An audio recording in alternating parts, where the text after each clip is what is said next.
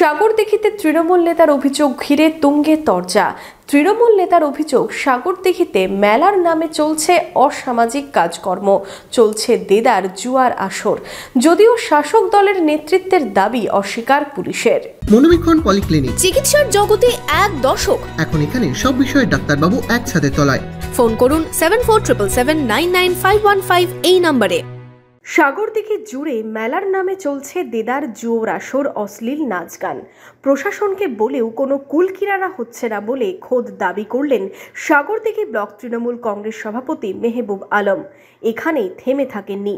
তার অভিযোগ, পুলিশ প্রশাসনের মদতে অবাধে চলছে পাচার সিন্ডিকেট, ভেঙে যাচ্ছে এলাকার রাস্তাঘাট। নানান জায়গায় অভিযোগ জানিয়েও সুরাহা না হওয়ায় ভিডিও বার্তা দিয়ে মানুষকে সজাগ সচেতন করছেন এই তৃণমূল নেতা। এই নিয়ে হইচই পড়েছে বিভিন্ন মহলে। সাগরদিঘিতে অনেক মেলা হয়। সাগরদিঘি বিধানসভার মধ্যে প্রত্যেকটা অঞ্চলে অনেক মেলা হয়। আগের বারও হয়েছে, আগের বারও অনেক চেষ্টা করেছি জুয়ো বন্ধ করার। চেষ্টা করার পরেও কিছু কিছু বন্ধ করতে পেরেছিলাম প্রশাসনের সহযোগিতাতে, আর কিছু কিছু পারিনি।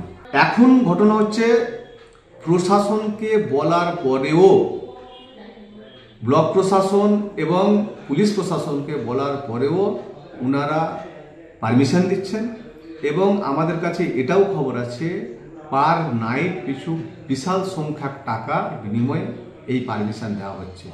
এবং ওই মেলায় সিভিক ভলেন্টিয়ার থাকছে, পুলিশ রাখছে, আর গার্ড দিয়ে ওই জুয়া খেলাচ্ছে। সন্ধ্যা 7:30টার পর থেকে স্টার্ট হচ্ছে, 7:30 থেকে 9টা 9:30 পর্যন্ত বাচ্চা ছেলেরা করছে, জুয়া খেলছে।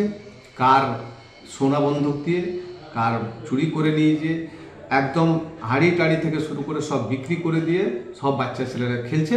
যদিও পুলিশের পক্ষ থেকে অভিযোগ অস্বীকার করে বলা হয় তারা খবর পেয়ে কড়া পদক্ষেপ নিয়েছে।